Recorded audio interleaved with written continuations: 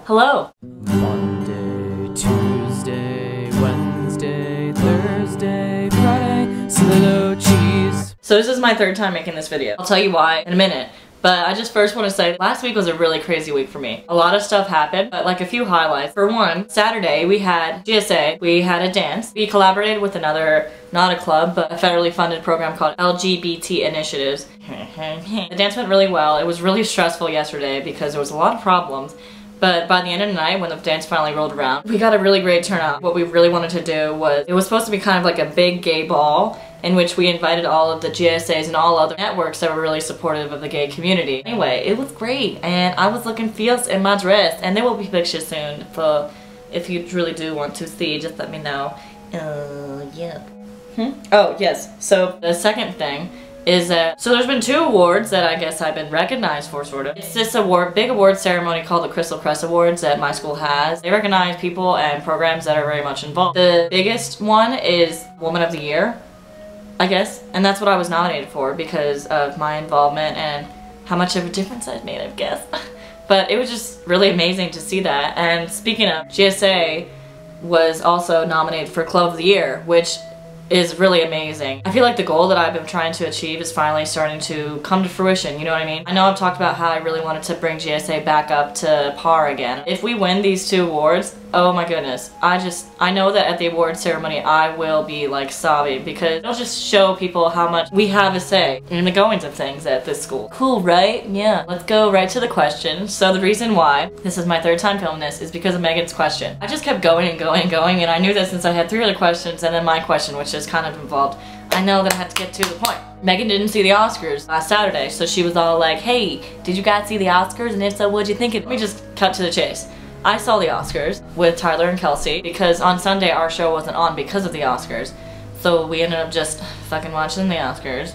I've come to think that the Oscars are a very political ceremony. For instance, a lot of people really gave kind of like okay reviews of Hugo. A lot of people said that it wasn't really that great of a movie. It was a little too involved, and the plot was the only thing that it was riding on, but the plot was so involved and so complicating. I haven't seen it, by the way, but this is just what I've heard, that it actually got boring. It won almost every other award that it was nominated for, and I know it's because Martin Scorsese, who has had a past of coming out with really good films, such as Goodfellas, Taxi Driver, Last Temptation of Christ, and there's just quite a bit. He hadn't been recognized for how great these movies are, and a lot of people were really upset, and a lot of his older films have sort of gained cult followings. Even the critics have said that this is an amazing movie and it should have won an Oscar for, didn't win. So now, for his most recent movies like The Departed and Hugo, all of them are like, we should start giving him awards now because actually he is a good actress and everyone's getting really mad.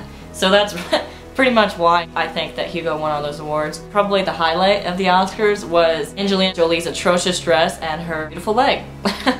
That's what I have to say about the Oscars. So Nick asked, what is an accent that you've always been really good at impersonating? I would say that probably the best accent that I've been able to portray has been the sort of East Coast accent because I am from the East Coast, I was born in the East Coast, and I have a lot of family members from the East Coast, and probably the best accent that I'm able to portray, in my opinion. I might like totally slanderize people that are actually from there, is the Jersey accent. In terms of Jersey, I'm talking about South Jersey because that's where a lot of my family members are from. How are ya? How you doing today? Here, have a glass of wine for you if you'd like to try it.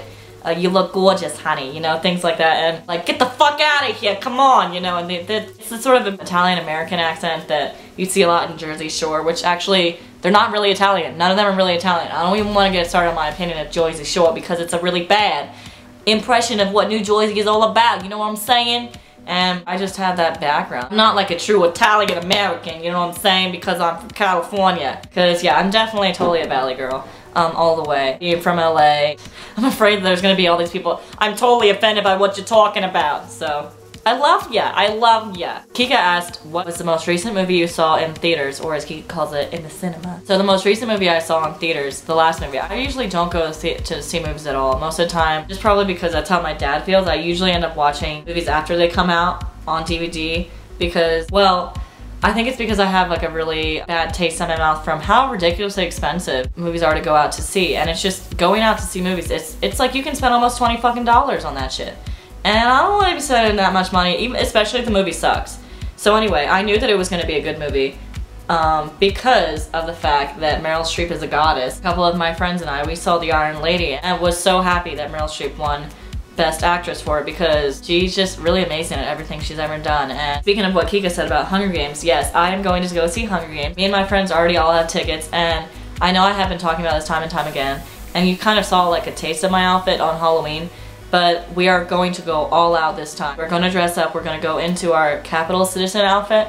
I think it's 19 days until we get So my question for this week, as a writer I come up with stories all the time and I'm always thinking of story ideas, and sometimes that even leaks into my dreams. I know I've posted quite a few times on Tumblr about how really interesting dreams I've had that I've always thought of making into a story one day. I've always wondered if anybody has that kind of situation where they've always had like a really great dream and they wake up and they're like, wow, that could be a really cool story if I will ever write that. That's often how I feel. I know I posted this on Tumblr before, but it was pretty early in the year. A dream that I had about, I don't know exactly how it had happened, but we were like pretty much under siege by all these enormous dragons that fucking gonna kill us. It wasn't necessarily like an alien attack or anything because they look like dragons unless there are planet of dragons. Whoa! Obviously because these dragons have magical powers and stuff. The military couldn't really fight back against them as usual, which usually happens in stories like this. They ended up finding out that the only people that could defeat these dragons and stand up against them were actually like girls in their teens. It was like specific. It was during the time of menstruation,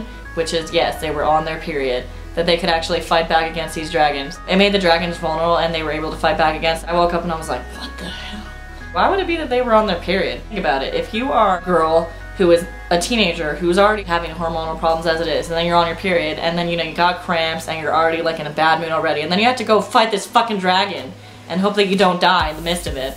Yeah, that's great.